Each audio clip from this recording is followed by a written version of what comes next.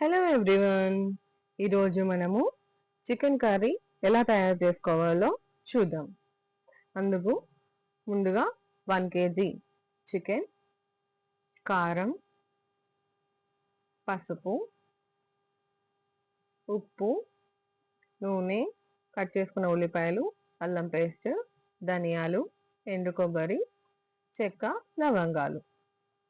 ఇప్పుడు ముందుగా మనము ఒక పాన్ పెట్టుకొని అది వేడయ్యాక అందులో ధనియాలు, చెక్క,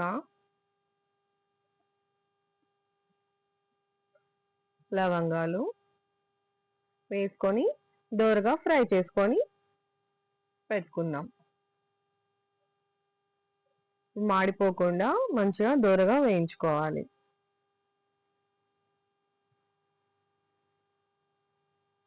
ఇలా ఫ్రై చేసుకున్న తర్వాత వీటిని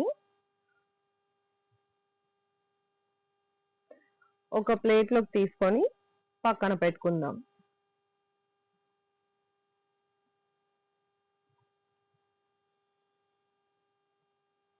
ఇప్పుడు ఇంకో కడాయి పెట్టుకొని అందులో ఆయిల్ వేసుకుందాం. ఇప్పుడు ఈ ఆయిల్ వేడైన తర్వాత చిన్న దాల్చిన చెక్క, అలాగే 2 లవంగాలు, మనం ఇందాక కట్ చేసి పెట్టుకున్న ఉల్లిపాయలు వేసుకొని మంచిగా ఫ్రై చేసుకుందాం. ఈ ఉల్లిపాయలు మనకి బాగా మంచిగా గోల్డెన్ కలర్ వచ్చేంత వరకు ఫ్రై చేసుకోవాలి.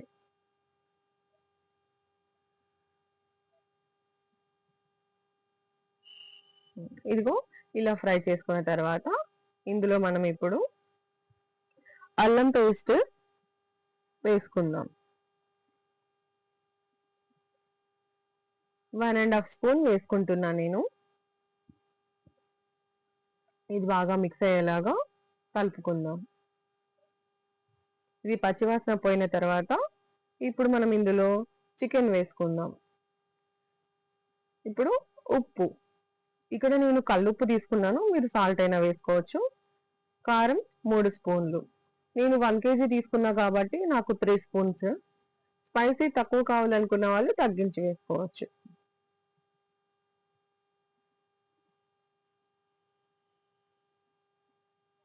ఇప్పుడు కొంచెం 1/2 టీ స్పూన్ పసుపు వేసుకుందాం. ఇవన్నీ బాగా మిక్స్ అయ్యేలాగా మంచిగా కలుపుకోవాలి.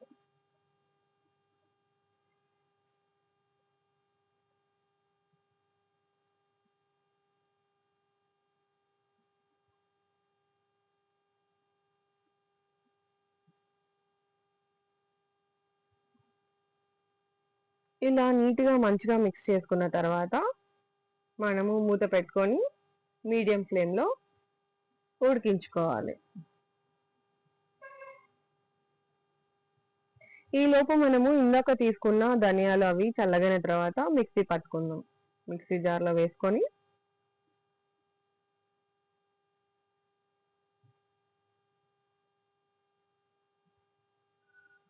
ఇలా మెత్తగా పౌడర్ చేసి పెట్టుకోవాలి. అందులో కొబ్బరి యాడ్ చేసుకుందాం.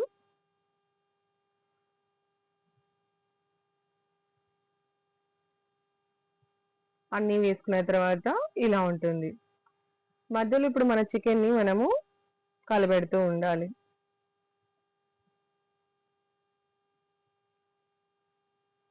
ఇలా మొత్తం మనకి చికెన్ ముక్కలు మంచిగా ఉడికిన తర్వాత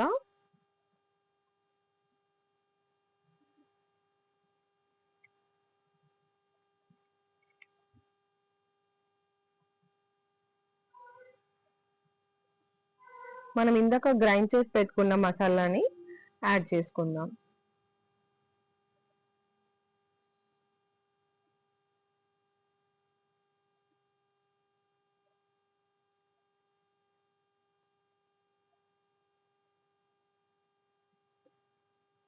ఇదంతా బాగా మిక్స్ అయ్యేంత వరకు కలుపుకొని 2 నిమిషాలు ఉడికించుకోవాలి.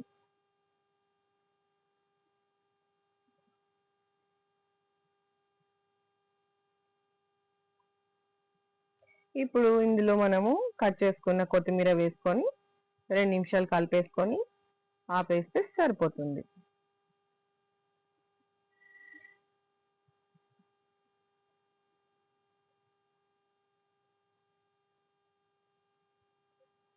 అంతే అండి, అయిపోయింది. ఇప్పుడు దీన్ని సర్వింగ్ బౌల్‌లోకి తీసుకుందాం. మన చికెన్ కర్రీ రెడీ.